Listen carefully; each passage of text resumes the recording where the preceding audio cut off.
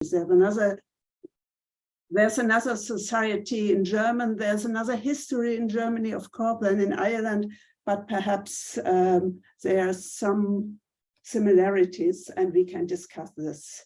So I brought a PowerPoint presentation and I will try to start this now, and hopefully I won't talk too long, otherwise let me know, please.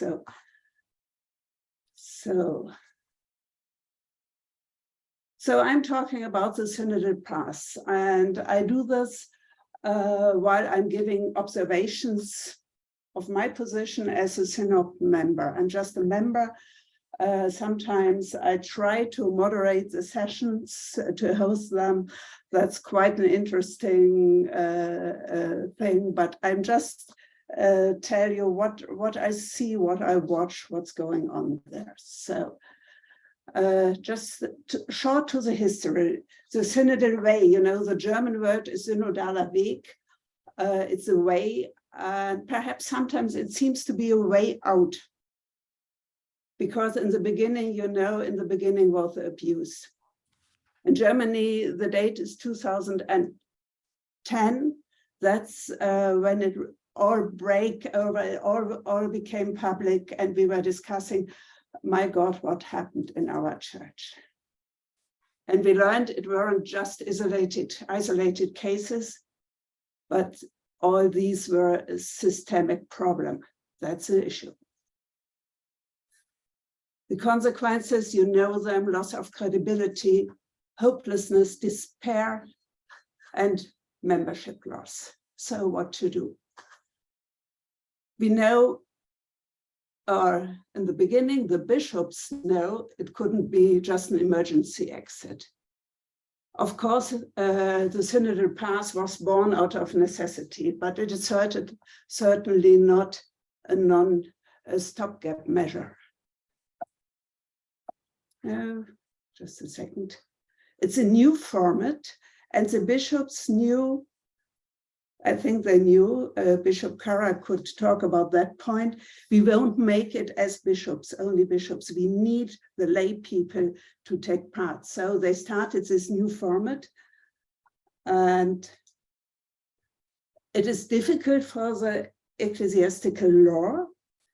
So some of our scholars in ecclesiastical law say, oh, it's a deception. You are lying to the people, you tell them they will be able to change something, but they won't be. So, for example, Norbert Lüdecke, he's one of them, he tells us, just stop doing this, it's silly. So, but nevertheless, we are still working and hoping. So. We think it's more than a bull session. It's going on much more. And to the question of the ecclesiastical law, we have a fixed statute just for our Synodal Path, which will be finished in March. And perhaps later in our discussion, we will talk about it. We have the problem of a double 2/3 majority. That means 2/3 of all Synodal members have to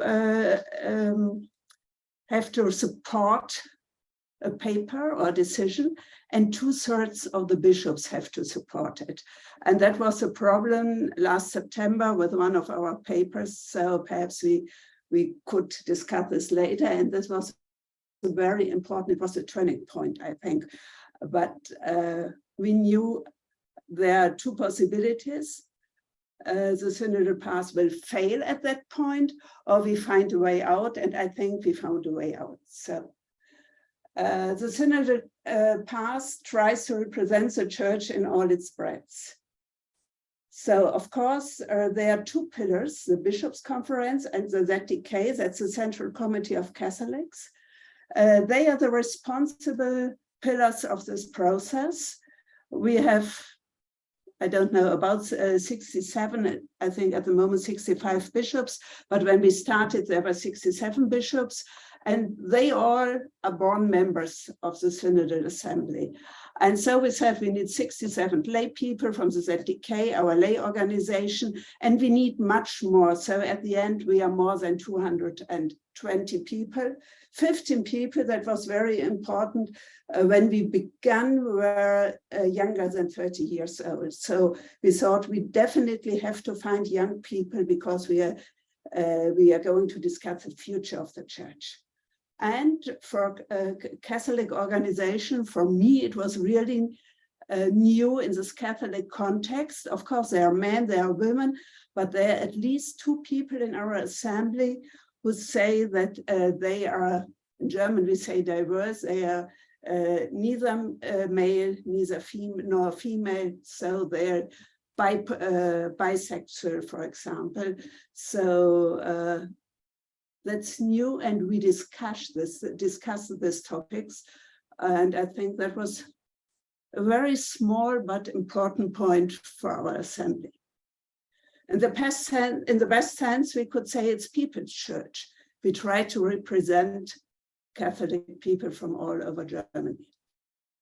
So there are 4 forums, probably you know about them. I will go very quick through them. Power and separation of powers in the church, priestly existence today, women in ministries and offices of the church, and living in successful relationships, living love and sexuality and partnership. So these were the most discussed paper. Probably you heard about it. The other 3 are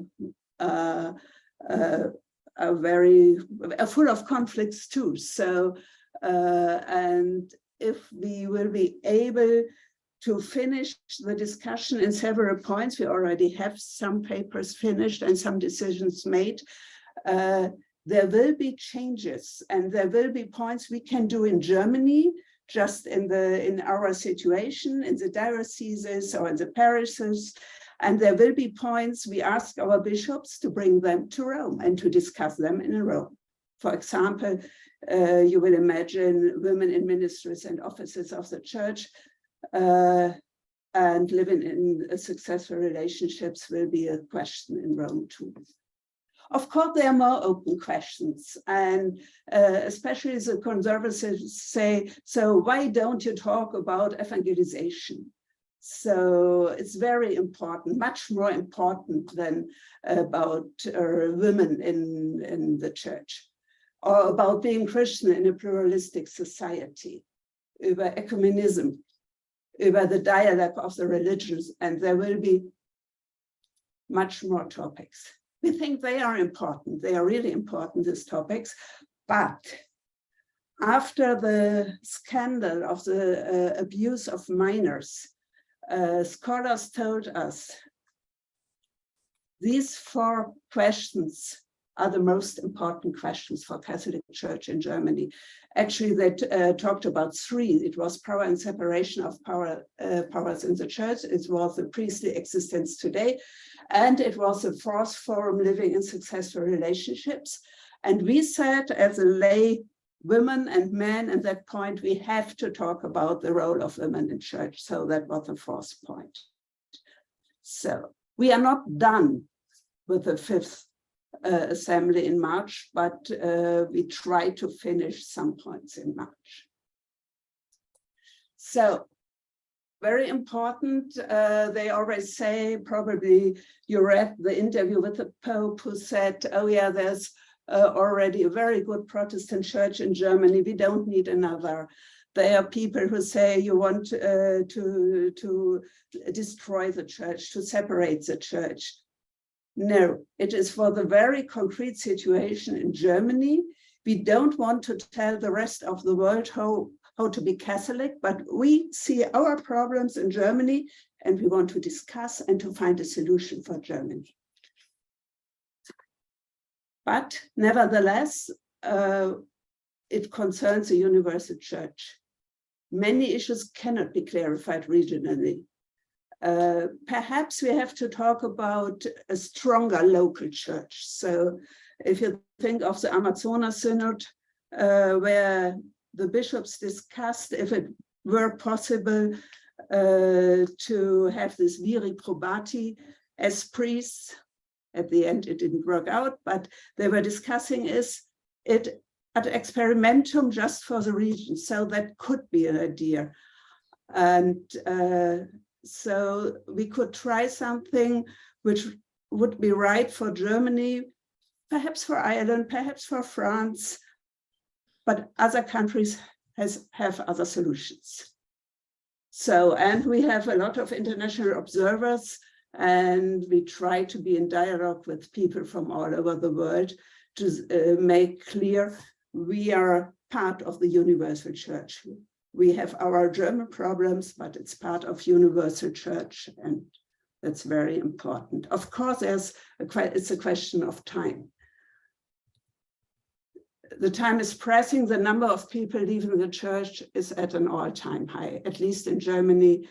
It comes closer and closer. I know some people, some of my friends left church and say we can't be member of the church anymore. And they were active Catholics. They were member of the parish council. They were I don't know what they did. They worked with young people. So, and now they left the church and they say, no, we don't want to be member of the church anymore. On the other hand, the issues do not allow for quick decisions. We have to think about it. We have to discuss this. There can be deep cuts. So that's a problem. And I just let you know we won't finish our work in March. Although our 5th Synodal Assembly will be the last one of the Synodal Path. We have already decided, and that's one of the most important points, to continue the Synodal work, first with the Synodal Committee, which will focus on creating the basis for a Synodal Council for Germany. And that should be a council of bishops and lay people, and should have the authority for decisions for the church in Germany. So, and that's the point when some bishops started to be pen pals with the Vatican. And there were 5 German bishops, one of them a cardinal. They wrote a letter to Rome if they are obliged or to take part, or if they are allowed to take part. For me, I don't understand what was going on there. The assembly decided to have this council, and probably they were part of the minority who didn't vote for it, but then they asked Rome, do we have to take part? I don't understand that. And the answer from Rome were some of the cardinals, but they said it was approved by the Pope. It was very strict, and it was written, we wish to make it clear that neither the Synodal Path, nor anybody established by it, nor any episcopal conference have the competence to establish the Synodal Council at the national, diocesan, or parish level.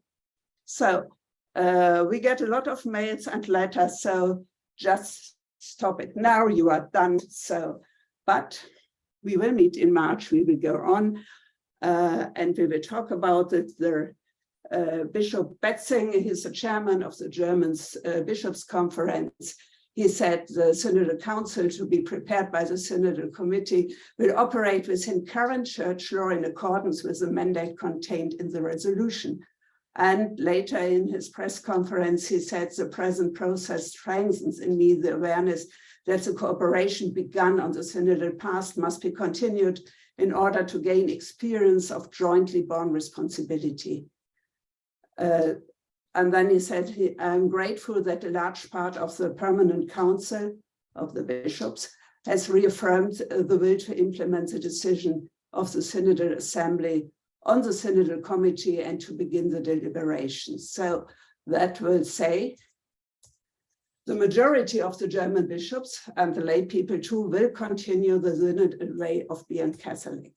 The preparation for a Synodal Council won't stop, and That's, for me, it's a very important point. The exchange with the Vatican must become stronger on all levels. It's a problem that we don't talk enough. Some groups, especially the conservatives, are much better connected than others, have a lot of more money. I think that's a point too. We have to explain our ideas and to stress again and again, we don't want to destroy the church. In fact, we would like to work together so that the message of faith, love, and hope can become visible again. That's our aim. The church has always undergone change, and that can't stop now. Why should it? We really have to listen to each other. That's one of the most important points. And the last slide I brought to you is just the principle of hope. And you see this small cross there. All synod members got this cross for our first assembly. I have it here on my desk, and I look at it very often, and it's part of the huge synodal cross. You see it here. So all of us together, and I think it could be a very strong sign for us to go on with our work.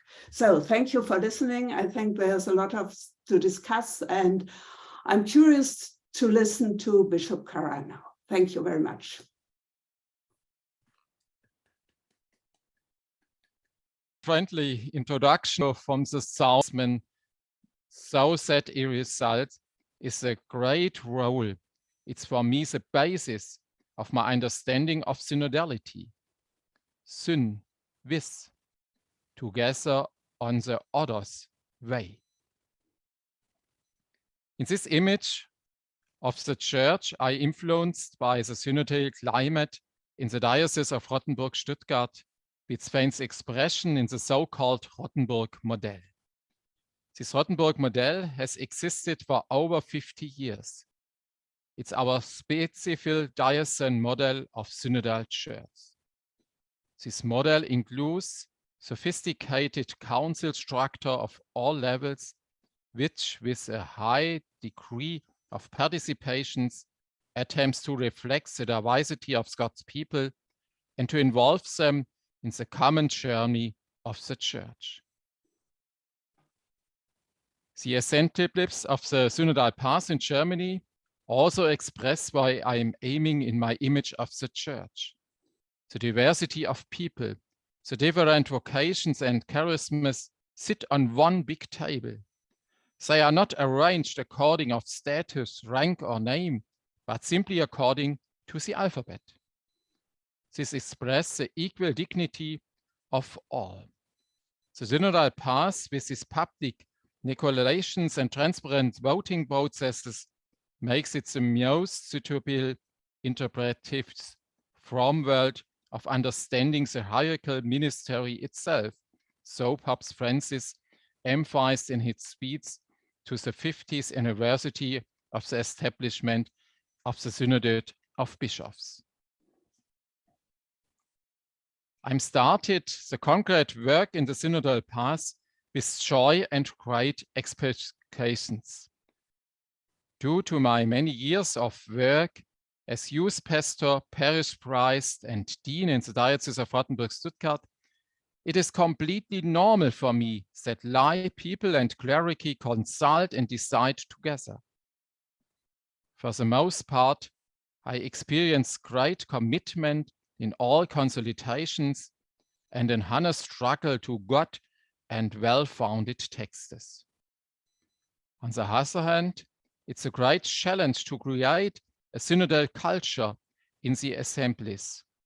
Synodality thrives on the willingness not to impose one's opinion by any means.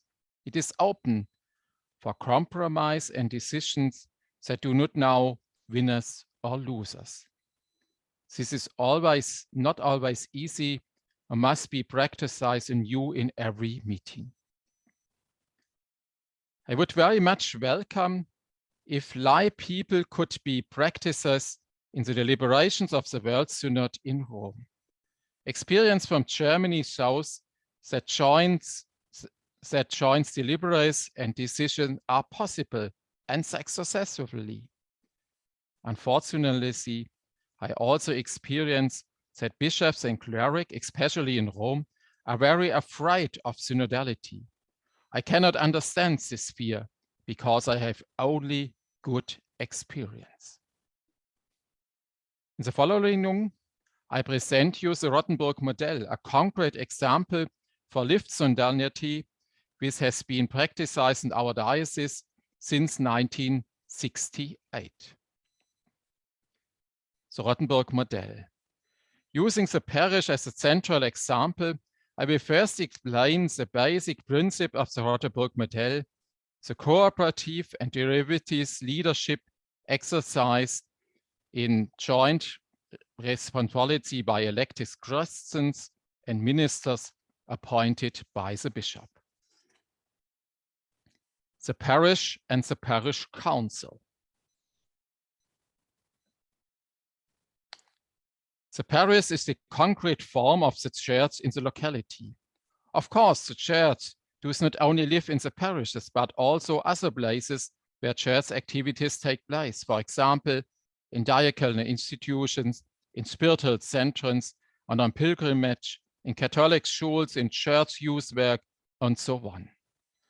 But the basis of the diocese and its structures in our diocese are the parishes.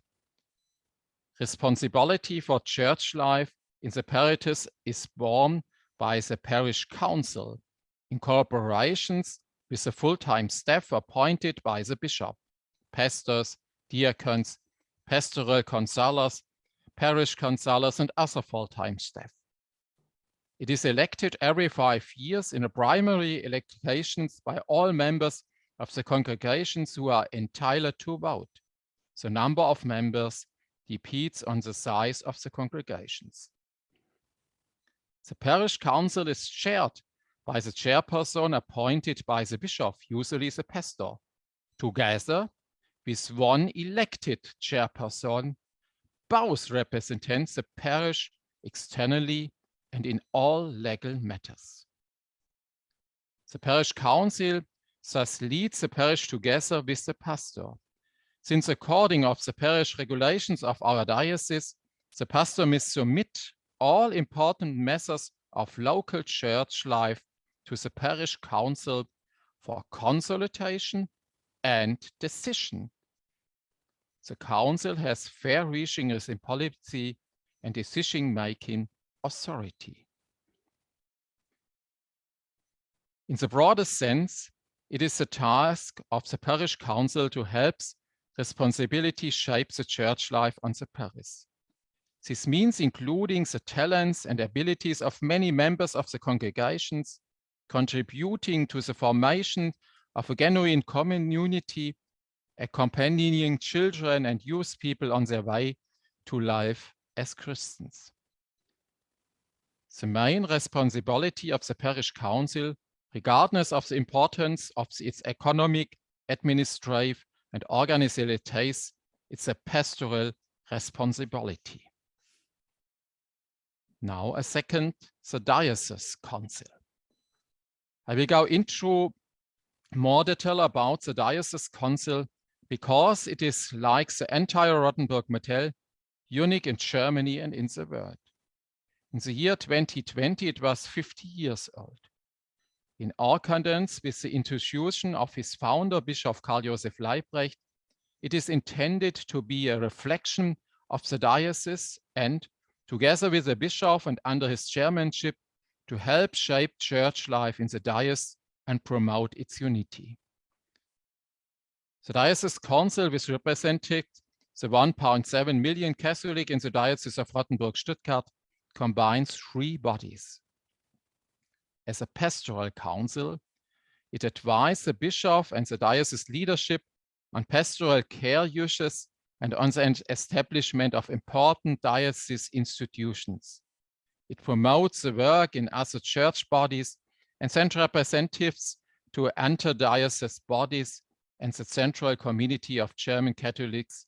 Claudia Nothelle is one member of this, among others. As a Catholic council, it represents the grassroots of the church. It can take a stand on behalf of Catholics, both within the church and publicity, for example, on political, social, and cultural issues. Third, as a representative body of church taxes, it has a royal right of parliamentary bodies, the budgetary right. The Diocese Council decides on the amount and use of the church tax. It decides on the diocese budget and the allocations of church tax funds to the parish. The diocese budget comes into force through the signature of the bishop. This has been constitutive for significations. Perspectives. A synodal church that is on the way together must also further development its synodal structures. It needs a renewal of mentalities, attitudes, practices, and structures in order always to be faithful to its own vocation. So synodality in life and mission on the church, number 104. The principle of the Rothenburg model at the parish level, the parish council leads the parish together with the pastor, must in future also be applied of the deanery and the diocese levels.